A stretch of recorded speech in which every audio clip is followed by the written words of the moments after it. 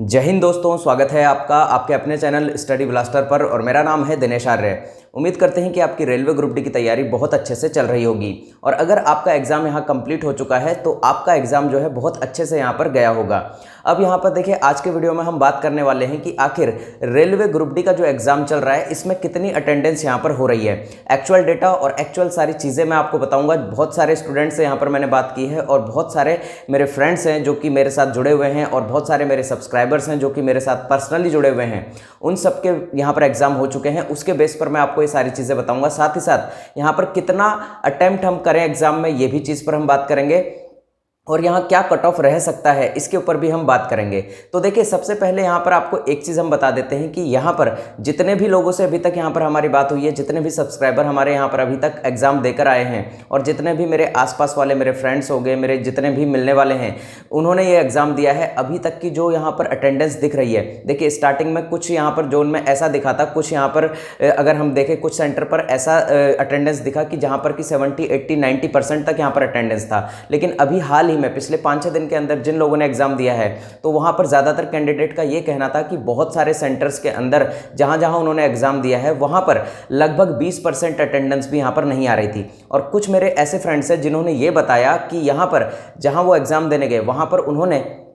Examiner से और वहाँ के जो भी यहाँ स्टाफ था उनसे भी ये पूछा कि यहाँ पर अटेंडेंस जो है वो आज ही इतना कम है या फिर डेली ही इतना कम रह रहा है। तो वहाँ पर जो स्टाफ है उन्होंने ये बताया कि यहाँ पर जो अटेंडेंस है डेली यहाँ पर कम रह रहा है, यानी कि जो अटेंडेंस है वो यहाँ पर बहुत कम जा रही है। तो क्या इससे कट ऑफ जो है वो कम जाएगी? तो यहाँ पर देखिए, इससे हम ये बात पर श्योर नहीं हो सकते कि कट ऑफ यहाँ पर कम जाएगी या फिर ज़्यादा जाएगी। हाँ, इतना है कि कट ऑफ बहुत ज़्यादा यहाँ पर इस बार नहीं जाने वाला है। अब यहाँ पर देखिए कि यहाँ जो स्टूडेंट का अटेम्प्ट है, अभी तक जितने हमारे सब्सक्राइबर हैं और जितने हमारे मिलने वाले हैं उनका यहाँ पर अटेम्प्ट अगर देखें और जितने लोगों से मैंने बात की है उनका अगर अटेम्प्ट देखें तो अटेम्प्ट यहाँ पर 80 तक का अटेम्प्ट यहाँ पर देखने को मिल रहा है, यानी कि 80 से ऊपर तक का अटेम्प्ट भी यहाँ पर लोगों ने किया है। अब अटेम्प्ट से यहाँ पर हमारा मतलब ये नहीं है कि 80 क्वेश्चन उन्होंने कर दिए हैं तो 80 के 80 यहाँ पर सही हो जाएंगे। अब यहाँ पर जो सही की पॉसिबिलिटी बनती है वो यहाँ पर 60 to 65 बनती है, यानी कि 60 से 65 क्वेश्चन यहाँ पर सही हो रहे हैं। बाकी यहाँ पर देखिए, आप अटेम्प्ट तो यहाँ 100 भी कर लीजिए लेकिन 100 की एक्यूरेसी यहाँ पर नहीं आ सकती है। तो क्वेश्चन आपको इतने ज़्यादा नहीं करने हैं, आपको यहाँ पर एक्यूरेसी मेंटेन करके चलनी है,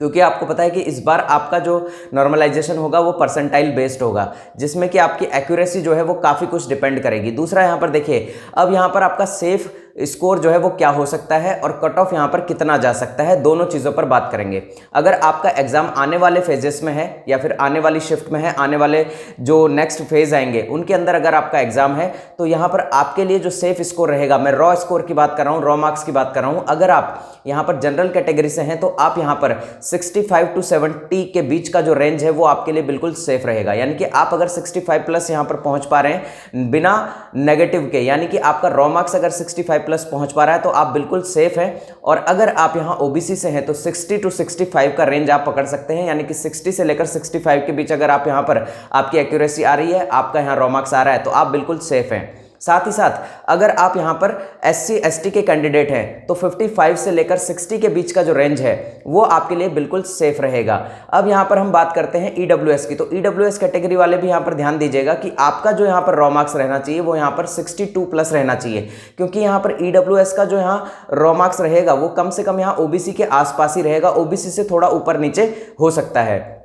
तो ये आपका सेफ स्कोर रहेगा और कट ऑफ के बारे में बिल्कुल भी टेंशन मत लीजिए। देखिए, आपने अगर एग्जाम दे दिया है तो बिल्कुल यहाँ निश्चिंत हो जाइए। अब आप यहाँ पर आपको क्या करना है, आपको अगले एग्जाम की तैयारी करनी है। और अगर आप इस रॉ मार्क्स के जोन में आ रहे हैं, यानी कि आपका जो रॉ मार्क्स है जो मैंने बताया है इसकी कैटेगरी में अगर आप आ रहे हैं तो आप पीईटी की तैयारी शुरू कर दीजिए। और पीईटी की तैयारी कोई इतनी बड़ी यहाँ पर बड़ा यहाँ पर वो चीज़ नहीं है, क्योंकि यहाँ पर देखिए जो पीईटी आपको करना है वो रनिंग ही करनी है और यहाँ पर 35 किलोग्राम का कट्टा उठाकर आपको चलना है, तो उसकी थोड़ा बहुत प्रैक्टिस आप कर सकते हैं। अभी से करेंगे तो यहाँ पर आपको पता है कि जो एग्जाम मैंने आपको कहा था रेलवे ग्रुप डी का, जिस दिन चालू होगा उस दिन से इसका प्रोसेस इतना फास्ट होगा जितना फास्ट यहाँ एनटीपीसी का प्रोसेस भी नहीं हुआ है, उतना फास्ट रेलवे ग्रुप डी का प्रोसेस होगा। और आपने एग्जामिनेशन को देखते हुए ये पता लगा भी लिया होगा। अब आपका जो एग्जाम है बहुत जल्दी यहाँ पर समाप्त हो जाएगा और उसके बाद बहुत जल्दी ही इसका रिजल्ट भी आ जाएगा और बहुत जल्दी ही यहाँ पर इसका पीईटी भी शुरू हो जाएगा। तो इसीलिए आज से ही अपनी तैयारी शुरू कर दीजिए। तो मिलते हैं अगले वीडियो में, तब तक के लिए जय हिंद, जय भारत।